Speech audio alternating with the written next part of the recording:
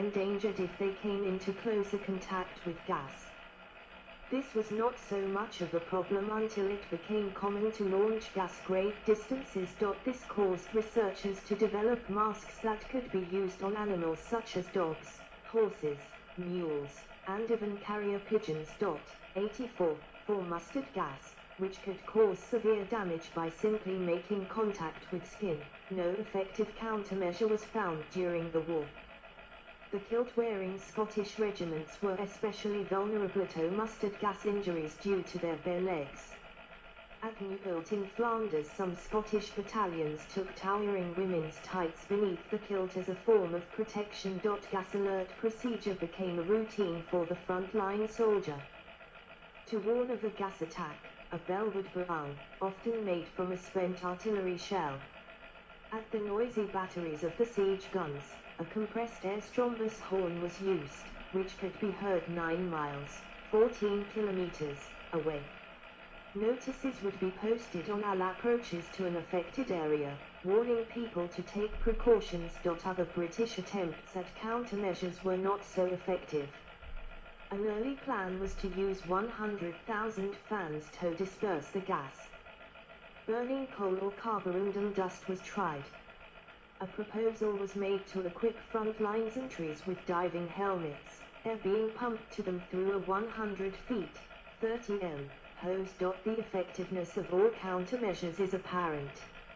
In 1915, when poison gas was relatively new, less than 3% of British gas casualties died. In 1916, the proportion of fatalities jumped to 17%.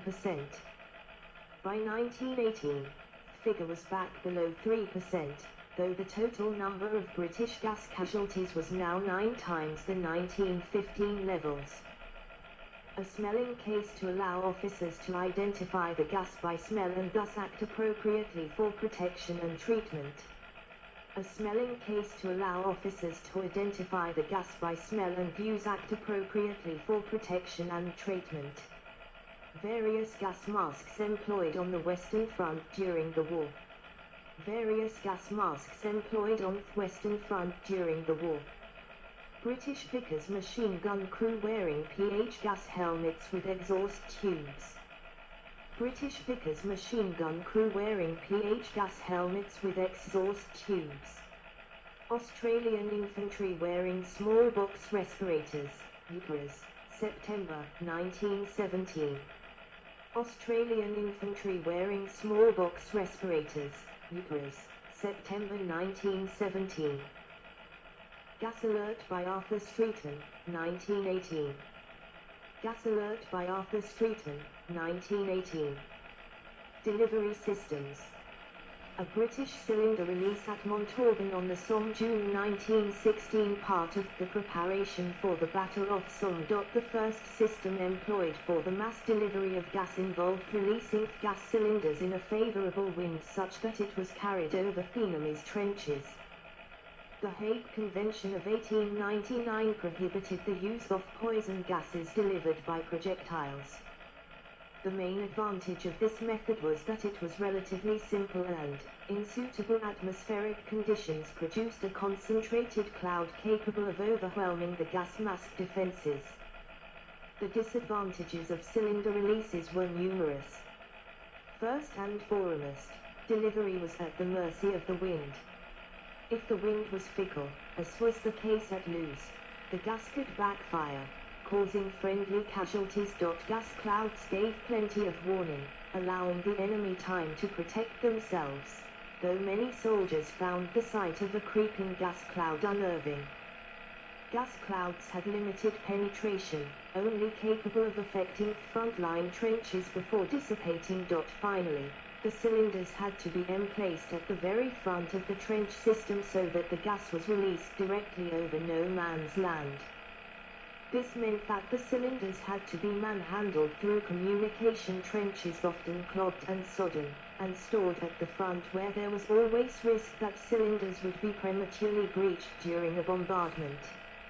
A leaking cylinder could issue a telltale wisp of gas that, if spotted, would be sure to attract shell fire. A British chlorine cylinder, known as a Nuja, weighed 190 pound, 86 kilograms, of which 60 pound, 27 kilograms, was chlorine gas, and required 2 men to carry. Phosgene gas was introduced later in a cylinder, known as a mouse, that weighed 50 pound, 23 kilograms. Delivering gas via artillery shell overcame many of the risks of dealing with gas in cylinders. The Germans, for example, used 5.9-inch, 150 mm artillery shells.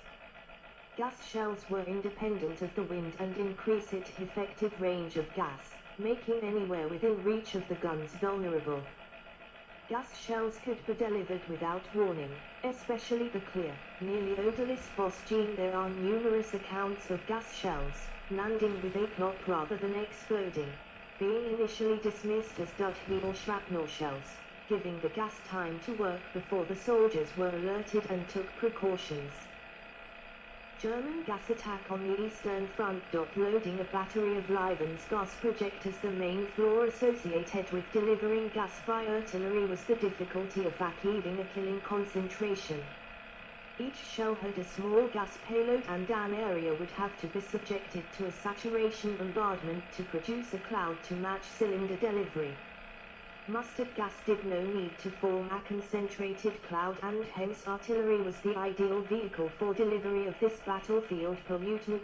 The solution to achieving a lethal concentration without releasing from cylinders was the gas projector, essentially a large bore mortar that fired the entire cylinder as a missile. The British Livens projector, invented by Captain W. H. Livens in 1917, was a simple device, an 8-inch, 200 mm diameter tube sunk into the ground at an angle. A propellant was ignited by an electrical signal, firing the cylinder containing 30 or 40 pound, 14 or 18 kilograms, of gas up to 1,900 meters. By arranging a battery of these projectors and firing them simultaneously, a dense concentration of gas could be achieved.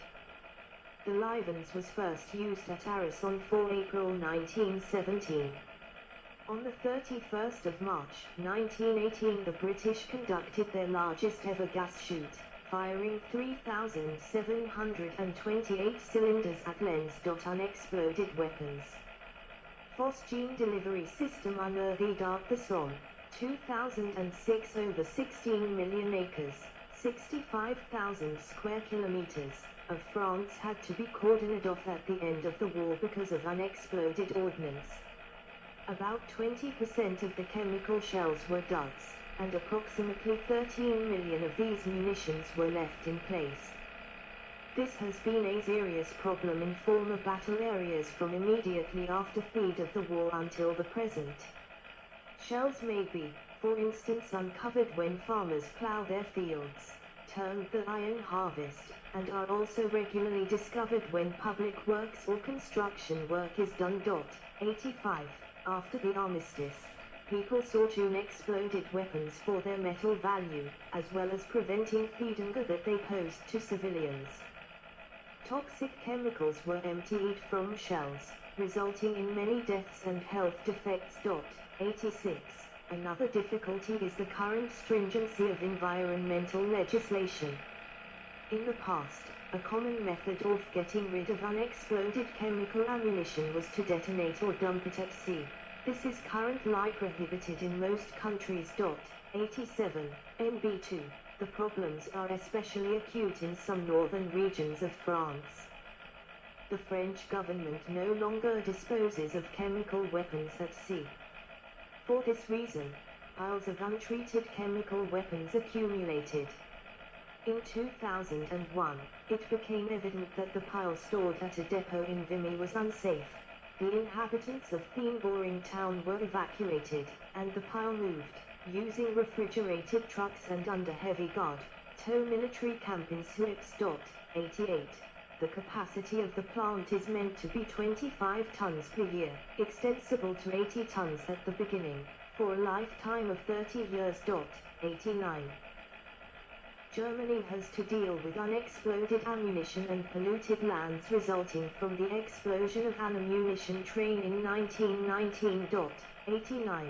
Aside from unexploded shells, there have been claims that poison residues have remained in the local environment for an extended period, though this is unconfirmed. Well-known but unverified anecdotes claim that as late as the 1960s trees in the area retained enough mustard gas residue to injure farmers or construction workers who were clearing them. 90. Disposal methods of chemical weapons. Chemical munition being destroyed at disposal facility, 1990. 91. After World War I, the United States, Germany, the United Kingdom and other nations had stockpiles of unfired weapons. 92. It has been estimated that 125 million tons of toxic gases were used to manufacture bombs, grenades and shells. 93. The remaining weapons were destroyed, dismantled, and disposed of in oceans and seas. 94. It was believed that the chemicals would be diluted when disposed of in the ocean, and therefore ocean and sea jumping was a safe and convenient practice. 94. Hundreds of thousands of tons of chemical agents, such as sulfur mustard, cyanogen chloride and arsen oil, were disposed of at sea. 94. Chemical weapons have since washed up on shorelines and been found by fishers, causing injuries and, in some cases, death. Other disposal methods included land burials and incineration. After World War I, chemical shells made up 35% of French and German ammunition supplies, 25% British and 20% American. 95. Weapons that contained chemicals such as bromine, chlorine and nitroaromatic were burned. The thermal destruction of chemical weapons negatively impacted the ecological environment of disposal sites. 92. For example, in Verdun, France, the thermal destruction of weapons resulted in severe metal contamination of up to 10 centimeters of topsoil at the Place A gas disposal site. 92. Gases used. Name first type used by XYLYL bromide, 96. 1915 lacrimatory, toxic with chlorine, 97. 1915 corrosive. Lung irritant with phosgene, 97. 1915 irritant skin and mucous membranes. Corrosive. Toxic with benzyl bromide, 96. 1915 lacrimatory central powers chloromethyl chloroformate, 96. 1915 irritant eyes, skin, lungs both trichloromethyl chloroformate, 96. 1916 severe irritant, causes burns both chloropicryl, 97. 1916 irritant, lacrimatory, toxic with stannic chloride, 96. 1916 severe irritant, causes asphyxiation with ethyl iodoacetate, 96. 1916 lacrimatory, toxically is bromostin, 96. 1916 lacrimatory. Irritant both monobromomethylethylketone, 96. 1916 lacrimatory. Irritant central power cycrolane, 96. 1916 lacrimatory. Toxic with hydrogen cyanide, 96. Prussic acid, 1916 toxic. Asphyxiantly hydrogen sulfide, 96. Sulfated hydrogen, 1916 irritant.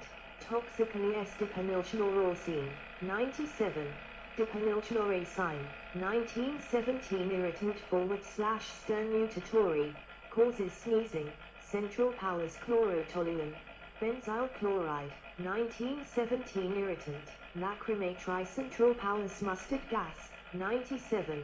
Bis, 2-chloroaryl, sulfide, 1917 vesicant, blistering agent. Lung irritant with bis, chloromethyl, ether, dichloromethyl ether, 1918 irritant, can blur vision. Central powers. Ethylchloroxine, 97, 1918. Vesicant. Central powers. Methylcarbazole, 6791918. Irritant. Central powers. Long-term health effects. British troops blinded by poison gas during the Battle of Estaires, 1918. Soldiers who claimed to have been exposed to chemical warfare often presented unusual medical conditions, which has led to much controversy. The lack of information left doctors, patients, and their families in the dark in terms of prognosis and treatment. Nerve agents such as sarin, tabun and suman are believed to have had the most significant long-term health effects. 98. Chronic fatigue and memory